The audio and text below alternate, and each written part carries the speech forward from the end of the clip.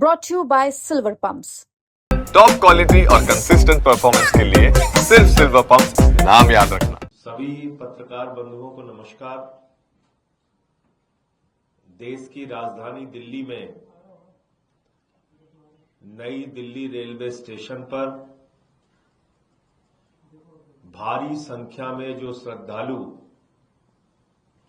महाकुंभ स्नान के लिए जा रहे थे, अपने अपने घरों के लिए भी जा रहे थे, कल रेलवे प्रशासन की बद इंतजामी के कारण, रेलवे प्रशासन की निष्क्रियता के कारण एक बड़ा हादसा नई दिल्ली रेलवे प्लेटफॉर्म पे हुआ और जिसमें कितने लोग मारे गए उसका कोई सही आंकड़ा अभी तक सामने नहीं आया है। कोई कह रहा है 15, कोई कह रहा है 18। जो चश्मदीद हैं, जो वहां मौजूद थे घटना के वक्त, उनमें से कई लोगों का कहना है कि ये संख्या बहुत ज्यादा है। लेकिन हर बार हमने देखा कि जब भी सरकार की निष्क्रियता के कारण, सरकार की खामियों के कारण, उनकी लापरवाही के कारण कोई घटना होती है तो पहला काम किया जाता है लीपापोती का। जिन लोगों की जान चली गई उनके प्रति कोई संवेदना नहीं है। जो लोग घायल हो गए उनके प्रति कोई संवेदना नहीं है। रिपोर्टर्स के मोबाइल तोड़ो, उनको असलियत कैद न करने दो अपने कैमरे में। सरकार की तरफ से पहले मना करो कि कुछ हुआ ही नहीं है, अफवाह है, झूठ है, गलत है जो कुछ भी चलाया जा रहा है। फिर मजबूरी में जब मरने वालों की लाशें सामने आ जाती हैं तो मना किया नहीं जा सकता, मजबूरी में स्वीकार किया जाता है, फिर उस पर लीपापोती शुरू की जाती है। सबसे बड़ा सवाल है कि ये कब तक चलेगा इस देश के अंदर। देश के रेल मंत्री की, देश के सरकार की जवाबदेही कब तय होगी? कितनी दुर्घटनाओं के बाद? पटरियों पे ट्रेन आपस में टकरा जा रही है, 3-3, 4-4 ट्रेन आपस में टकरा जा रही है, सैकड़ों की संख्या में लोग मर गए, उसको दबा दिया गया, भुला दिया गया। रोज ट्रेन एक्सीडेंट हो रहे हैं, उसको दबा दिया गया, भुला दिया गया। कल जो वीडियो आया है वो बहुत हैरान करने वाला है। नई दिल्ली रेलवे प्लेटफॉर्म पे हजारों की संख्या में लोग दिख रहे हैं, हजारों की संख्या में। पूरा प्लेटफॉर्म भरा पड़ा हुआ है, लेकिन वहां रेलवे का प्रशासन नहीं दिख रहा है। उस भीड़ को कैसे व्यवस्थित किया जाए, कैसे नियंत्रित किया जाए, कैसे लाइनों में किया जाए, इसके लिए कोई रेलवे प्रशासन नहीं दिख रहा है। भगदड़ हो गई, लोगों की जान चली गई। रेल मंत्री जी इनकार कर रहे हैं पूरी घटना से, कुछ नहीं हुआ। दिल्ली के एलजी महोदय एक ट्वीट करते हैं, 29 मिनट बाद उस ट्वीट को एडिट करते हैं। आप ये करने के लिए बने हुए हैं। एक ट्रेन जो 12 नंबर प्लेटफॉर्म पे आनी थी, अनाउंसमेंट हुआ 16 नंबर प्लेटफॉर्म पे आएगी, और बताते हैं कि उसके कारण भी भगदड़ हुआ।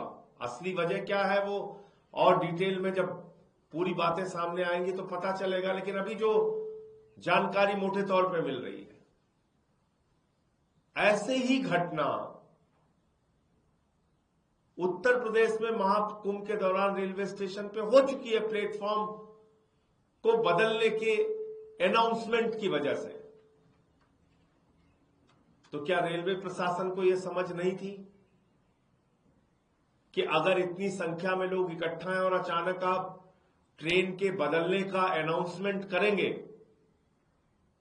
तो उससे भगदड़ की स्थिति पैदा होगी, और जो कि हुआ। और इतनी बड़ी घटना के बाद उसको इनकार करने पे सब लगे हुए हैं। तो इसलिए कई बार ऐसा लगता है कि क्या मरना हम लोगों की नियति बन गई है। कभी नोटबंदी के बाद लाइनों में खड़े होके मरना है, कभी कोरोना की महामारी में मरना है, कभी महाकुंभ में मरना है, कभी ट्रेन के एक्सीडेंट में मरना है, कभी रोड के एक्सीडेंट में मरना है, कभी रोजगार मांगने पे मरना है, तो कभी फसल का दाम मांगने पे मरना है, कभी फ्लाईओवर के टूटने पे मरना है, कभी पुल के टूटने पे मरना है। ऐसा लगता है मरना हमारी नियति बन गई है और कोई फर्क नहीं पड़ता सरकार को। संवेदनहीनता की पराकाष्ठा है, कोई फर्क नहीं पड़ता सरकार को। इतनी बड़ी बड़ी घटनाओं पे ऐसे बयान दिए जाते हैं, शर्म आएगी आपको। महाकुंभ में इतने लोग मर गए, कहा जाता है साहब वो तो मोक्ष को प्राप्ति हो गए। तो मोक्ष की प्राप्ति उन लोगों को दीजिए जो उस बद इंतजामी के लिए जिम्मेदार हैं, उनको भी बोलिए आप मोक्ष प्राप्त कीजिए। ये आपके घाव पे नमक छिड़कने की प्रवृत्ति सरकार की कब तक चलती रहेगी। ये बड़ी बड़ी घटनाओं पे लीपापोती करके अपने गुनाहों को दबाने की कोशिश कब तक चलती रहेगी। जहां पे लाशें रखी गई हैं वहां पुलिस के जवान खड़े करके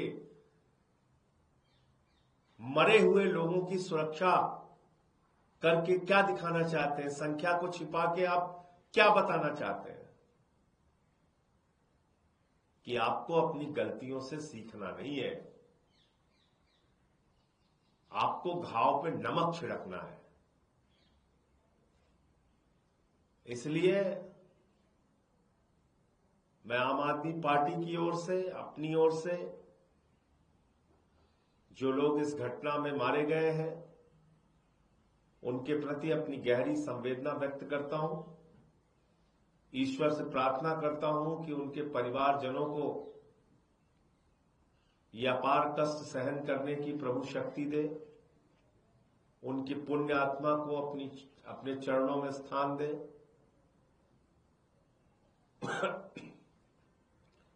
और इस सरकार को सद्बुद्धि दे कि कम से कम ऐसी घटनाओं पर संवेदनशीलता दिखाइए, उसको मना करने की, लीपापोती करने की, झूठ बोलने की प्रवृत्ति को छोड़िए